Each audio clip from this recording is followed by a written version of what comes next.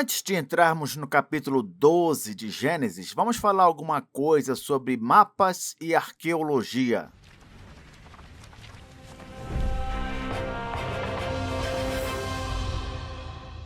Primeiro, quero dar alguns esclarecimentos sobre o que aconteceu do Éden até chegarmos a Canaã. Considere o seguinte, olhando aqui para este mapa antigo, só para você se localizar melhor, aqui temos o mar Mediterrâneo, aqui a região conhecida como Canaã, aqui a Mesopotâmia, e nessa parte de cima nós temos a região da Turquia. Sabendo disso, preste atenção no seguinte. Eu já expliquei que o Éden ele existiu nessa região da Turquia, que hoje é chamada de Elazig.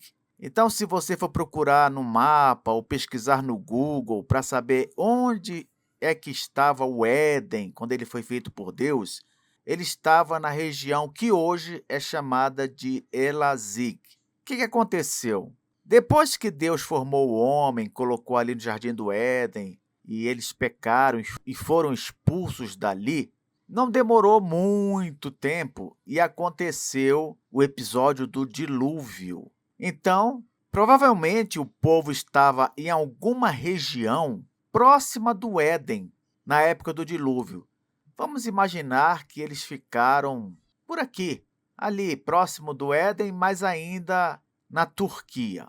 Aí, quando houve o dilúvio, a arca ficou sobre as águas e ela acabou pousando sobre as montanhas de onde? Você lembra? As montanhas do Ararat, bem para cá, a leste. Então você percebe que houve um deslocamento do Éden para o Ararat. Mas tanto o Éden quanto o Ararat estão na região da Turquia. Podemos, assim, considerar que na história da humanidade, a primeira parte dessa história esteve mais localizada na região da Turquia. Pois bem, considerando aqui a localização do Monte Ararat, o que aconteceu depois que Noé e seus filhos saíram da arca? Os filhos de Noé começaram a ter descendentes, e esses descendentes foram aumentando em número, até que resolveram construir Babel. E onde é que foi que construíram Babel? Na Mesopotâmia. Não à toa que Babel foi o primeiro nome da Babilônia. Sabia disso? E a Babilônia é de conhecimento geral, ficava na região da Mesopotâmia, mais para o sul da Mesopotâmia. E dali de Babel, após a confusão das línguas, cada um foi para um lado diferente e surgiram vários povos em vários lugares. Mas Abraão e sua família habitaram e permaneceram na região da Mesopotâmia. Quando Deus chama Abraão, ele chama para que Abraão saia da região da Mesopotâmia e vá para onde? Para Canaã. Então, nós temos o seguinte movimento de Gênesis 1 até Gênesis 11. Do Éden para as regiões próximas do jardim, até acontecer o episódio do dilúvio e a arca pousar no Monte Ararat. Do Ararat seguiram para a Mesopotâmia, e da Mesopotâmia, Abraão seguiu para Canaã. Agora vamos falar de Abraão em Canaã. Quando Abraão chegou em Canaã, ele não ficou vagando simplesmente pela região que ficava entre o Rio Jordão e o Mar Mediterrâneo, porque nós não consideramos que Canaã é justamente a faixa de terra que fica entre o Mar Mediterrâneo e o Rio Jordão? Pois é, mas quando Abraão chegou lá, ele não ficou vagando apenas nessa região. Ele também andou a leste do Rio Jordão, essa área que ficava depois do Rio Jordão, indo para o leste, entendeu? Então, aprenda o seguinte agora. Temos aqui o Rio Jordão, que vai passando, descendo, até desaguar no Mar Morto. E Abraão viveu em regiões que ficavam tanto a oeste do Jordão, nessa parte aqui, que normalmente nós chamamos de Canaã, e também a leste do Jordão, nessa parte de cá. O patriarca, ele ficou vagando tanto na região a oeste como na região leste do Rio Jordão. Isso é para você não pensar que Abraão se restringiu a ficar só naquela região que conhecemos como sendo a região de Canaã, entendeu? Houve até um momento que ele saiu dessa região e foi para o sul, lembra? Foi para o Egito, aqui embaixo. Professor, eu não lembro dessa ida de Abraão ao Egito, não. Tudo bem, não tem problema, porque nós vamos estudar isso. Então fique tranquilo. Eu mostrei essas coisas para você entender o seguinte: muitos e muitos teólogos liberais, isto é, aqueles que se dedicam ao estudo da teologia, mas são uns verdadeiros incrédulos, não acreditam na ação sobrenatural de Deus, eles questionam se Abraão foi um personagem real, alguém que realmente existiu, ou apenas fruto da imaginação do povo hebreu. Eles questionam se houve mesmo os lugares pelos quais Abraão passou. Enfim, tudo que podem fazer para colocar em descrédito a narrativa bíblica, esses teólogos liberais fazem. Professor, como é possível haver teólogos, pessoas que se dedicam ao estudo da teologia, e essas pessoas não creem em Deus, não creem que a Bíblia é a palavra de Deus, não creem no sobrenatural? Como é possível isso? Imagine o seguinte, meu irmão, minha irmã. Imagine que você vai para a Índia e ali você se torna professor de religião e aprende tudo sobre aqueles milhões de deuses nos quais o hinduísmo acredita.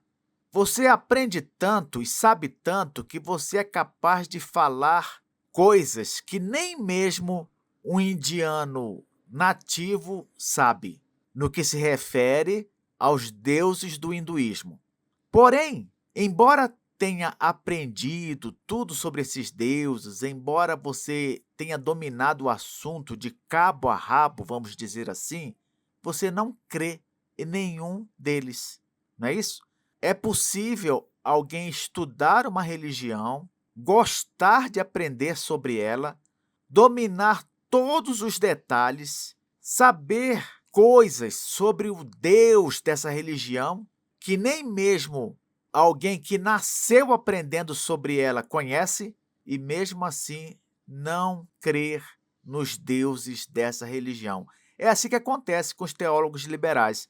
Eles sabem muita coisa sobre Bíblia, sobre Deus, sobre os relatos bíblicos, mas não creem no sobrenatural.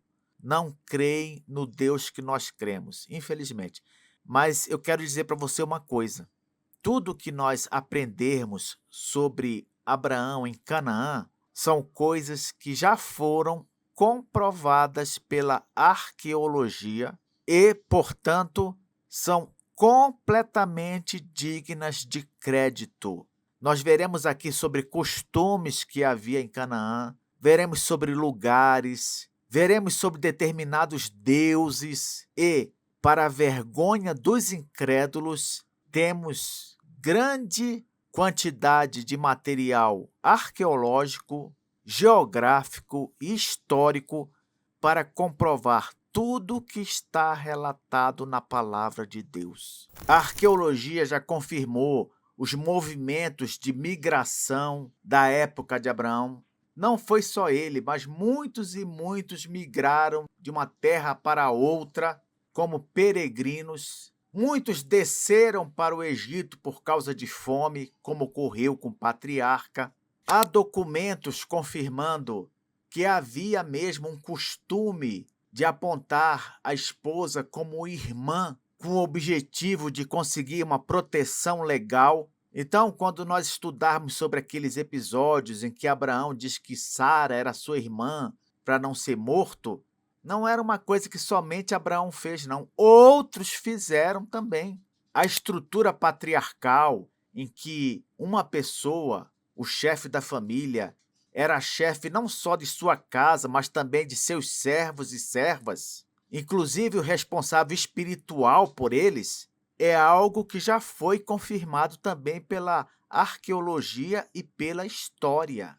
Uma pessoa só ter muitos rebanhos e servos era algo comum na época de Abraão. A arqueologia confirma os altares que Abraão levantou em Canaã. São outra coisa interessante.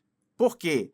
Escavações trouxeram à tona evidências de santuários antigos e altares de pedra, datados da época de Abraão. Árvores consideradas sagradas, como o carvalho de Moré, em Gênesis 12, onde Abraão gostava de levantar uma tenda, eram comuns. Agora, uma observação importante. É claro que a arqueologia não vai confirmar os encontros de Deus com Abraão ou qualquer outro membro da nação de Israel. O que a arqueologia vai confirmar é o contexto cultural, os costumes, a existência de altares, as migrações que houve na época, os episódios constantes de fome obrigando as pessoas a descerem, por exemplo, para o Egito.